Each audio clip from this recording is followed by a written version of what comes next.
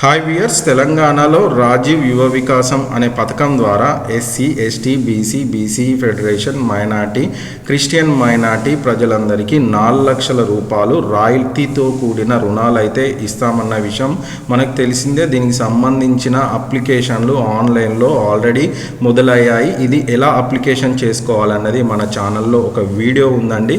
మీకు ఇక్కడ కార్డ్స్లో వదిలేస్తాను, లేదనుకుంటే ఛానల్ లోపలికి వెళ్ళి కూడా చూడండి.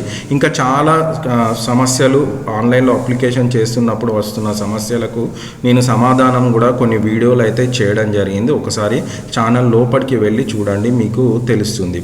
ఛానల్ని మాత్రం సబ్స్క్రైబ్ చేసుకోండి, ఎందుకంటే ఇలాంటి యూస్ఫుల్ సమాచారం మన ఛానల్లో ఎప్పటికప్పుడు వస్తూ ఉంటుంది. అయితే ఈ వీడియోలో మనము గత 4-5 సంవత్సరాలలో గనక ఏదైనా లోన్కి గనక అప్లై చేసుకున్న వాళ్ళకి ఈ రాజీవ్ యువ వికాసం పథకం వస్తుందా లేదా, ఇంకా నా ఛానల్లో వీడియోలోకి కొంతమంది వికలాంగులు అయితే మాకు అన్యాయం జరుగుతుంది సార్ అని కొంత కామెంట్ చేయడం అయితే జరిగింది. దాని గురించి కూడా నేను ఈ వీడియోలో మాట్లాడబోతున్నాను. ఇంకా ఓసీలో ఈడబ్ల్యూఎస్ కేటగిరీ ప్రజలకు కూడా అన్యాయం జరుగుతుంది సార్, మా పరిస్థితి ఏంది అని అడగడం కూడా జరుగుతుంది. సో దాని గురించి కూడా సమాధానం నేను ఈ వీడియోలో మాట్లాడే ప్రయత్నం అయితే చేస్తాను. సో దీనికి మాత్రం మీరు చేయాల్సిందల్లా, మీరు కింద ఒక కామెంట్ సెక్షన్లో మీకు ఎలాంటి ఇబ్బంది కానీ బాధ కానీ ఎలాంటి మీ యొక్క ప్రశ్న కానీ ఉంటే మాత్రం కింద కామెంట్ చేయడం మాత్రం మర్చిపోవద్దు. అయితే మొదటిగా మన ప్రశ్న, వేరే లోన్లు అప్లై చేసుకున్న వాళ్ళు దీనికి అర్హులా అని అడగడం జరుగుతుంది. అయితే ముఖ్యంగా ఇక్కడ ఎవరైతే SC, ST, BC, next minority కార్పొరేషన్ల ద్వారా గడిచిన 4-5 సంవత్సరాలలో మీరు గనక తెలంగాణ రాష్ట్ర ప్రభుత్వంలో ఏదైనా లోన్స్కి గనక అప్లికేషన్ పెట్టుకొని ఉంటే మాత్రం ఇప్పుడు మీరు ఆన్లైన్లో ఈ తెలంగాణ రాష్ట్ర ప్రభుత్వం ఇస్తానన్న 4 లక్షల అప్లికేషన్ చేస్తున్న సమయంలో మీరు ఇలా స్క్రీన్ మీద చూస్తున్నట్టు రావడం జరుగుతుంది. అంటే దాని అర్థం మీకు ఆల్రెడీ అప్లికేషన్ మీ పేరు మీద ఒక ఐడి ఉంది, బెనిఫిషరీ ఐడి. ఇప్పుడు మీరు చేసుకోవడానికి కుదరదు మీ ఆధార్ నెంబర్ మీద. అంటే this Aadhaar is already exist with your beneficiary ID అని ఒక నెంబర్ రావడం జరుగుతుంది. సో ఇలాంటి వాళ్ళు ప్రస్తుతానికి, అంటే ఇలా స్క్రీన్ మీద చూస్తున్న మెసేజ్ వచ్చిన వాళ్ళు ఎలాంటి అప్లికేషన్ ప్రస్తుతానికి చేసుకోవడానికి కుదరదు. సో మరి మా పరిస్థితి ఏంటి సార్ అని నన్ను అడుగుతా మాత్రం నేనైతే ఏం సమాధానం చెప్పలేను. దీనికి తెలంగాణ రాష్ట్ర ప్రభుత్వమే ఒక నిర్ణయం తీసుకొని, అంటే మేము ఆల్రెడీ అప్లికేషన్ చేసుకున్నాము, మన పరిస్థితి ఏంటి అన్న వాళ్ళకు మాత్రం తెలంగాణ రాష్ట్ర ప్రభుత్వమే ఏదైనా నిర్ణయం తీసుకొని వీళ్ళ యొక్క ప్రాబ్లమ్ని సాల్వ్ చేయాల్సిన పరిస్థితి అయితే ఉంది. సో మరి దీని మీద మీ యొక్క కామెంట్ ఏంటి అన్నది కామెంట్ సెక్షన్లో కామెంట్ చేయండి.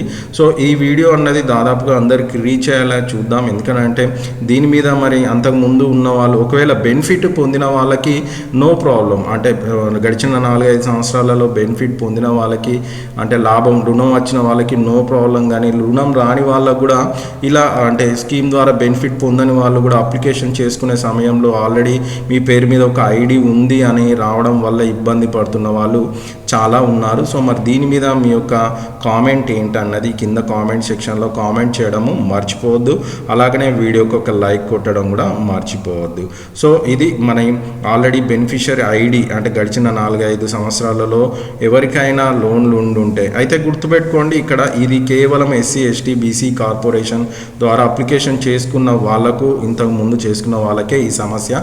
మీరు ఏదైనా ప్రైవేట్ రంగంలో ఇంటికి కానీ, లేదనుకుంటే హోమ్కి కానీ, కార్కి కానీ, ఇంకేదైనా ఇతర పర్సనల్కి కానీ లోన్స్ తీసుకున్న వాళ్ళకు, బ్యాంకుల ద్వారా లోన్స్ తీసుకున్న వాళ్ళకి ఇలాంటి సమస్య ఏమైతే రావడం లేదు, గుర్తుపెట్టుకోండి. నెక్స్ట్ వచ్చేసి రెండో విషయము దివ్యాంగులు. సో దివ్యాంగుల విషయంలో కూడా ఇదే జరుగుతుంది. సో గడిచిన 2 నెలల్లో, అంటే జనవరి 23వ తారీఖు నుంచి ఫిబ్రవరి 12వ తారీఖు వరకు దివ్యాంగులకు 50,000 రూపాయలు సబ్సిడీతో కూడా, అంటే పూర్తి మాఫీతోటి 50,000 మాఫీ చేస్తాము, దీనికి అప్లికేషన్ చేసుకోండి, అర్హులైన వాళ్ళకి అందరికీ ఇస్తామని ఒక అప్లికేషన్ అయితే ఇవ్వడం జరిగింది. దీనికి దివ్యాంగులు దాదాపుగా అందరైతే ఎస్సీ, ఎస్టీ, బీసీ, మైనార్టీ కార్పొరేషన్ల ద్వారా ఎవరైతే ఉన్నారో వాళ్ళందరైతే అప్లికేషన్ అయితే చేసుకోవడం జరిగింది. సో వాళ్ళు అప్లికేషన్ చేసుకున్నాక ఇప్పుడు వీళ్ళు కూడా అప్లికేషన్ చేసుకుంటున్న సమయంలో ఏదైతే 50,000కి ఇంతకుముందు చేసుకున్నారు, బట్ మాకు ఇప్పుడు ఒక 4 లక్షల వరకు రుణాలు ఉన్నాయి కదా,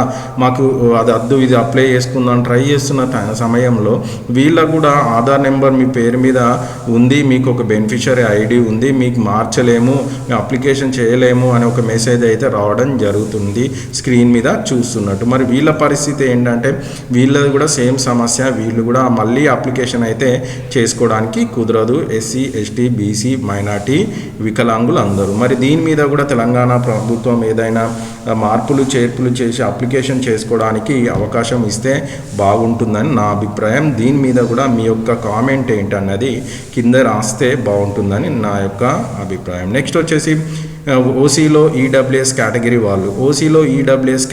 వాళ్ళు కూడా మేము కూడా వీకర్ అంటే ఎకనామికల్ వీకర్గా ఉన్నాము, మేము ఓసీలో అందరూ ఉన్నవాళ్ళు కాదు, మేము కొంతమంది లేని వాళ్ళం కూడా ఉన్నాము, మాకు కూడా ఇలాంటి అవకాశం ఇవ్వండి, only SC ST BC MBC minority వాళ్ళకే కాకుండా మాకు కూడా ఇచ్చే ప్రయత్నం చేస్తే బాగుంటుంది తెలంగాణ రాష్ట్ర ప్రభుత్వం అని కామెంట్ చేయడం జరుగుతుంది. నాకు దీని విషయంలో మనం ఏం చేయడానికి కుదరదు. తెలంగాణ రాష్ట్ర ప్రభుత్వం ఏదైనా నిర్ణయం తీసుకొని మరేదైనా ఇప్పుడు ప్రస్తుతానికి ఉన్న స్కీమ్లో మాత్రం ఏం చేయలేదు, కానీ ఇంకేదైనా అవకాశం వచ్చినప్పుడు వాళ్ళకు కూడా అవకాశం ఇచ్చేలాగా చూస్తే బాగుంటుందని వాళ్ళ అభిప్రాయం. సో జస్ట్ వాళ్ళ అభిప్రాయాన్ని మాత్రమే నేను తెలంగాణ రాష్ట్ర ప్రభుత్వంకు చేరవేసేలాగా ఈ యొక్క వీడియో. సో మీరు కూడా ఒక ఓసీలో ఈడబ్ల్యూఎస్ కేటగిరీ అంటే ఎకనామికల్ వీకర్ సెక్షన్ ఉన్న ప్రజలు కూడా ఈ వీడియోని రాష్ట్ర ప్రభుత్వాన్ని వరకు అందేలాగా చూస్తే వాళ్ళు ఏమన్నా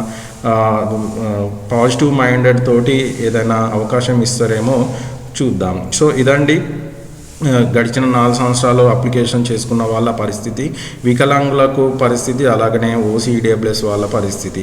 వీడియో కనుక నచ్చితే లైక్ చేయండి, వీడియో మీద కంపల్సరీ కామెంట్ చేయండి, షేర్ చేయండి, ఛానల్ని సబ్స్క్రైబ్ చేసుకోవడం మాత్రం మర్చిపోవద్దు. Thanks for watching video.